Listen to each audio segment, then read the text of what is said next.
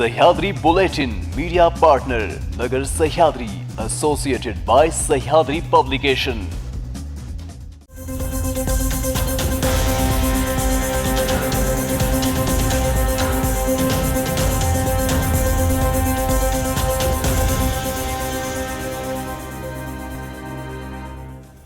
नमस्कार, मी पूनम। न्यूज 24 सह्याद्रीमध्ये आपलं स्वागत। पाहूयात राज्यातील महत्त्वपूर्ण बातम्यांचा आढावा सह्याद्री बुलेटिन मध्ये। दौंड तालुक्यातील कुरुकुंबा औद्योगिक वसाहतमधील ऑनर लॅब कंपनी स्थानिक भूमिपुत्र काम करणाऱ्या कामगारांनी पुणे जिल्हा मजदूर संघटनेचे सभासदत्व स्वीकारल्याचा आकस मनात धरून ऑनर लॅब कंपनीचे व्यवस्थापन कामगारांना संघटनेचे सभासदत्व सोडण्यासाठी कंपनी व्यवस्थापकाकडून दबाव आणला जात असल्याचं कामगारांमधून बोललं जात आहे। तसेच स्थानिक भूमिपुत्रांवर होणाऱ्या अन्यायाविरोधात तसेच कामगारांवर खोटे गुन्हे दाखल करणे, कामगारांना विनाकारण कामावरून काढणे असे कृत्य कंपनीत करत असल्याचे ऑनर लॅब कंपनी व्यवस्थापन विरोधात कंपनीचे गट पुणे जिल्हा मजदूर संघटनेचे कामगार व त्यांचे सहकुटुंब या ठिकाणी आमरण उपोषण करण्यास बसले आहेत। वाशिम जिल्ह्यात या वर्षीच्या खरीप हंगामात अतिवृष्टीमुळे कपाशी, सोयाबीन या पिकाच्या उत्पादनात घट झाली होती। खरीपातील भरपाई रब्बी हंगामात काढता येईल या आशेने ज्या शेतकऱ्यांकडे ओलिताची सोय होती त्यांनी रब्बी हंगामामध्ये गहू, हरभरा आदी पिकांची लागवड केली। यामध्ये बदलत्या हवामानाचा या रब्बी हंगामातील पिकांना मोठा फटका बसला। यामुळे शेतकऱ्यांना उत्पादनातील मोठी घट सहन करावी लागत असल्याचं चित्र आहे। शेतात एकरी 2 ते 3 क्विंटल पासून उत्पादन मिळत असून या लागवड खर्च शेतकऱ्याचा निघत नसल्याचं चित्र। यामुळे शेतकरी दोन्ही हंगामामध्ये आर्थिक संकटात सापडल्याचं दिसून येत आहे।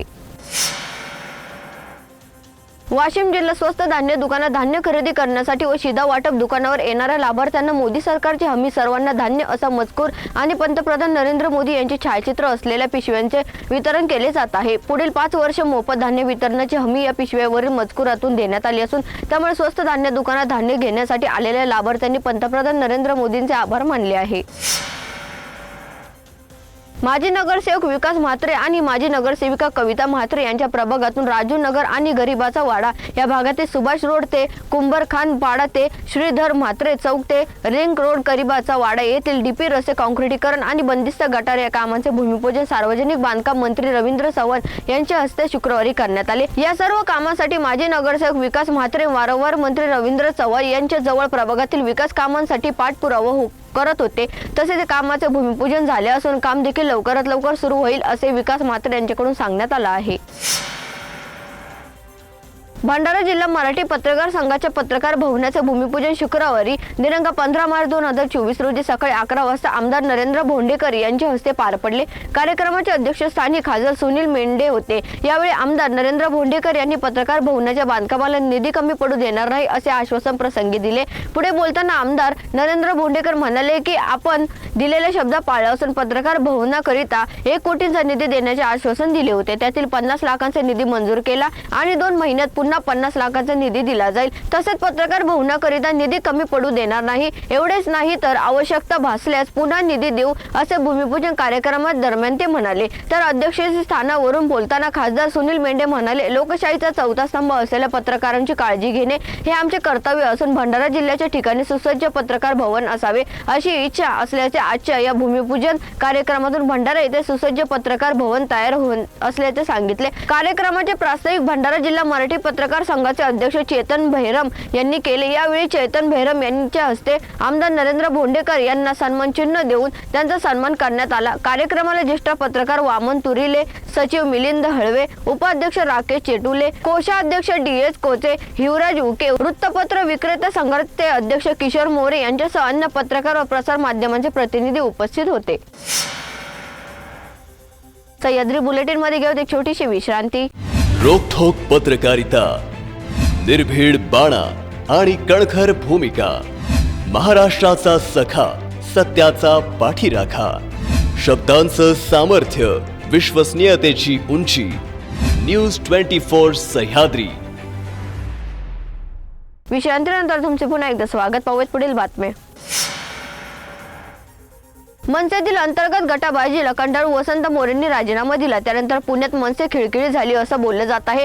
मात्र आता मनसेचे कमबॅकसाठी कंबर कसल्याचं दिसून आलं आहे. त्यात कात्रज हा वसंत मोरेंमुळे मनसेचा बालेकिल्ला मानला जात होता. मात्र त्यांनी सोडचिठ्ठी दिल्याने आता मनसेने कामाला सुरुवात केली आहे. त्यासाठी थेट वसंत मोरेंना इशारा देणारे बॅनर्स लावले जात असून त्यामुळे आता मनसे पुण्यात सक्रिय झाल्याचं दिसत आहे.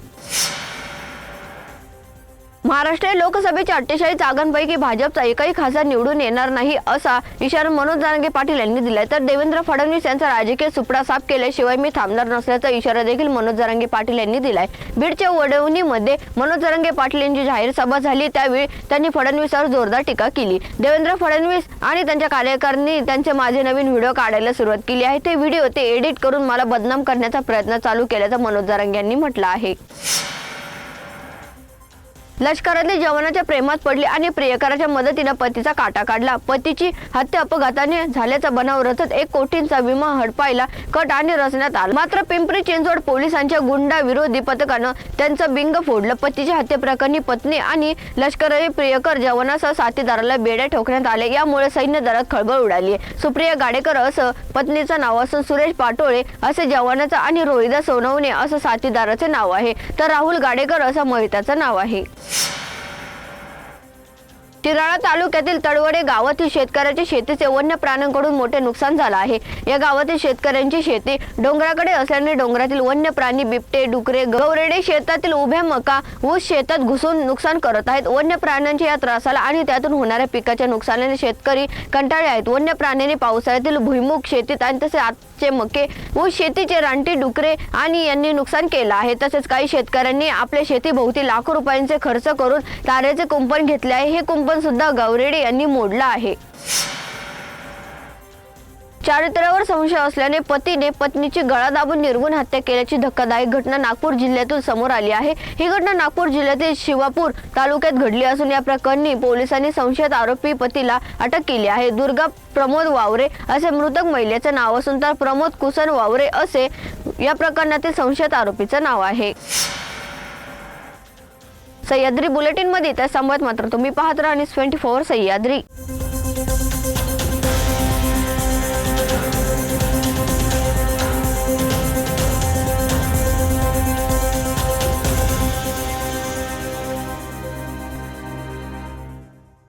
शब्दांचं सामर्थ्य, विश्वसनीयतेची उंची. न्यूज 24 सह्याद्री.